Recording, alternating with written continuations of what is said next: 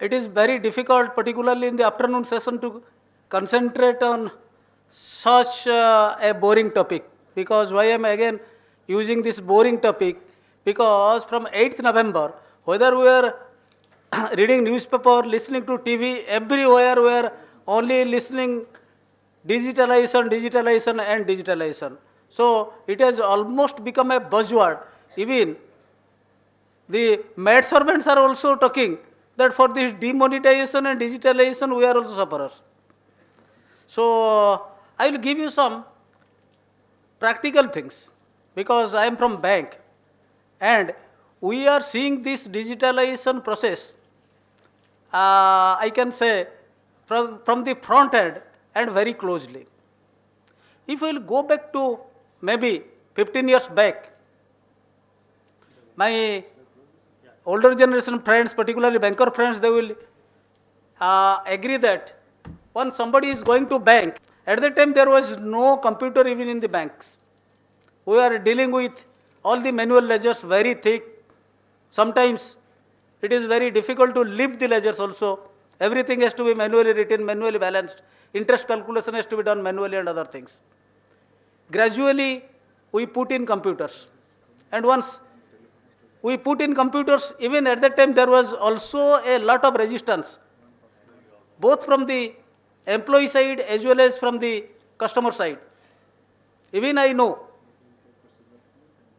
that some of the employees also went for a strike that we will not allow computerization. Who will give the guarantee that computer will do the correct calculation? Who will give the guarantee that computerization will not take away a lot of employment and other things? Similarly, the customer side. But we know whether we can live without a computer.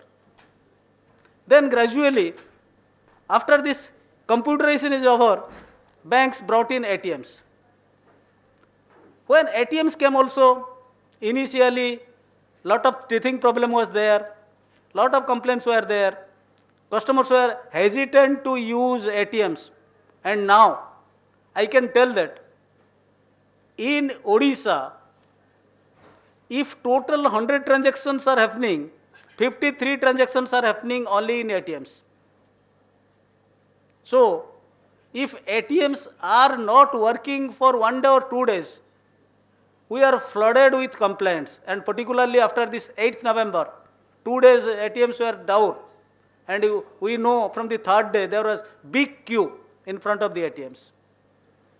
Then gradually we came with the digital products, because ATM is not a digital product, it deals with cash. Then we came with our internet banking. All the banks came with their internet banking, and internet banking proved to be very successful. It was accepted by everybody, and I can tell that so far that is the best digital product any bank has given to any customer. After internet banking, we came out with mobile banking. In mobile banking again, different variants came. For smartphone with internet banking, internet facility.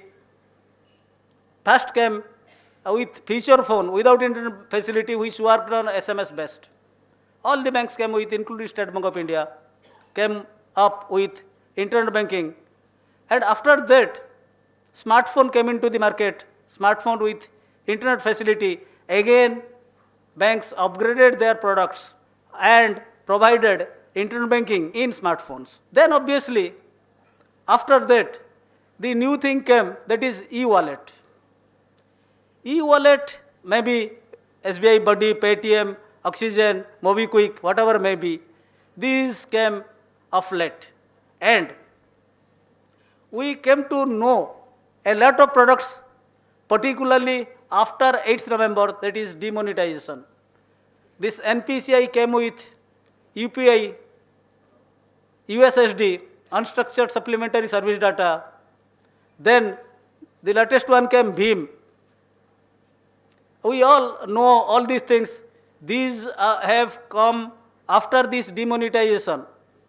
And now there is a lot of push for digitalization, because now it is being felt that without digital banking, banking is becoming almost very difficult. If I will give you another statistics, even pre-demonetization, if I will tell you about the Odisha thing, even on pre-demonetization, particularly if I will give my State Bank data, 78% transactions were done outside the brick and mortar banking, without the help of branch. Outside the branch, 78% transactions were happening, mostly by ATMs, CDMs, recyclers, this internet banking, mobile banking, point of sales, wallets, etc., even some prepaid cards, etc., etc. Obviously, after this demonetization, there was, for some period, there was problem with cash. Government promoted this digitalization.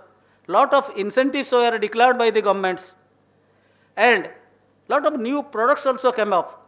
And now I can tell, as of December, almost 4% digital transaction has gone up in Odisha. I am talking about Odisha, that too State Bank data. And here I have to tell what Dr. Ramasastri told. I will supplement some of his things. Here everybody of us has a role to play.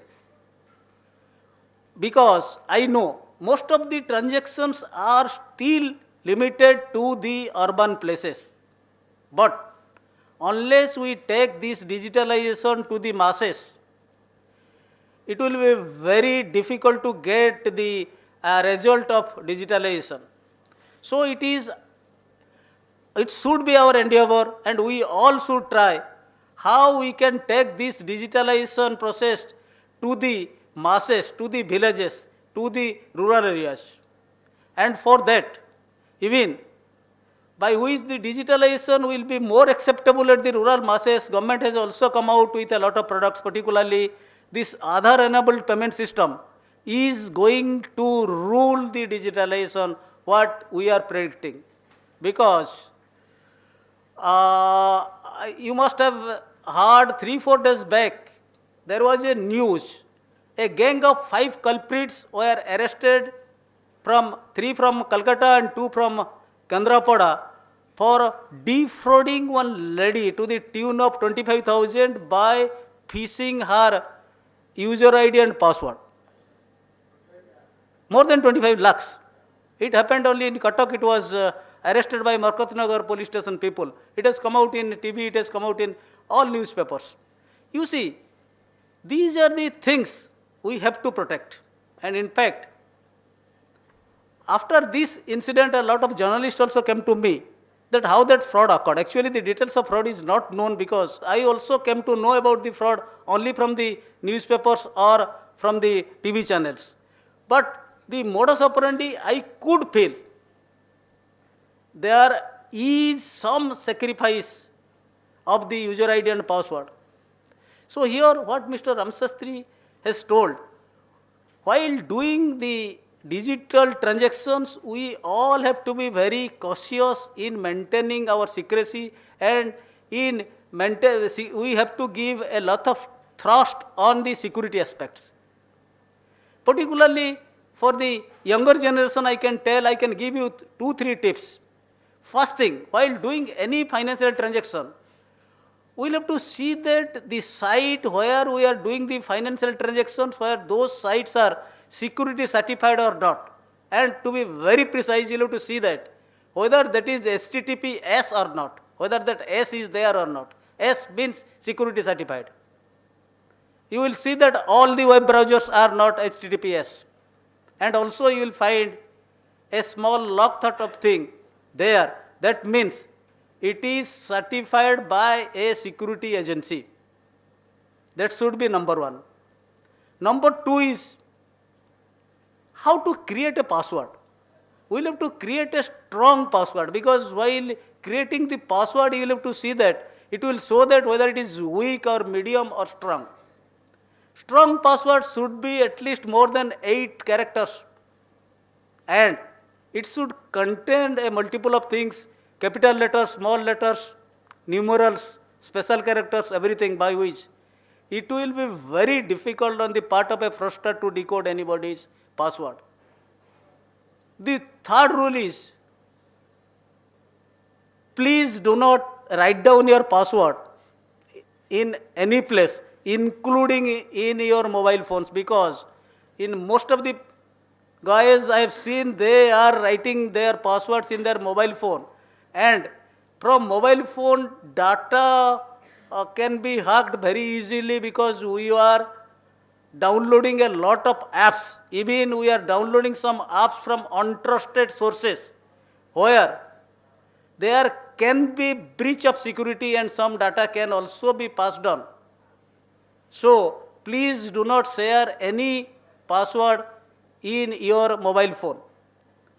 The fourth one is that please do not share your password. And the fifth one is, as far as practicable, do not do any financial transaction in cafe, internet cafe, or using public Wi-Fi, because there is also chance of data secrecy in those networks. So if you can just, and while doing the e-commerce transaction, please do the e-commerce transaction from trusted merchant sites. And as far as practicable, do not copy paste the browser, try to type out the browsers. And be cautious also. A lot of similar sites are also available. Some people, for creating the frauds, for doing the frauds, they used to create some sites which looks alike the original sites. Please be aware of that. Then what I was talking, we have to maintain those data secrecy. Another thing is that we should not, you will get a lot of mails by which you will be tempted that you own a lottery of some 10 lakhs, 20 lakhs, 25 lakhs. You will have to pass on some of your personal confidential information, or you will have to click a particular site. Please do not open those sites, because those sites are very risky sites, and either knowingly or unknowingly you will pass on some of your confidential things, and also by clicking those sites they may also hack a lot of things. Please don't be tempted to those things. Dr. Ramasastry told that particularly that what we as a banker are doing to promote those things. We have come out with multiple products and we are offering all such products to our customers, because unless we provide multiple products, customer cannot use as per their choice. Now that those who are having smartphone with internet banking, they can use UPI, they can use SBI, Buddy or any wallet or Paytm or something like this. And similarly, those not having smartphones and internet banking, those who are having feature phones, they can use that star 99 hash USSD things, and also Bhim they can also use if they are having this smartphone with internet banking. Similarly, for doing this internet banking, one can use their desktop, one can use their laptop, as well as all banks have provided their internet banking in their mobile. So sitting in any place, one can also do the entire banking transaction in his mobile phone. And the last one, what I am going to tell, that is Aadhaar-enabled payment system, because it has come out in today's newspaper that all the fair price shops of Odisha is going to be digital enabled. What happened? Government will provide some 16,500 Aadhaar-enabled POS machines.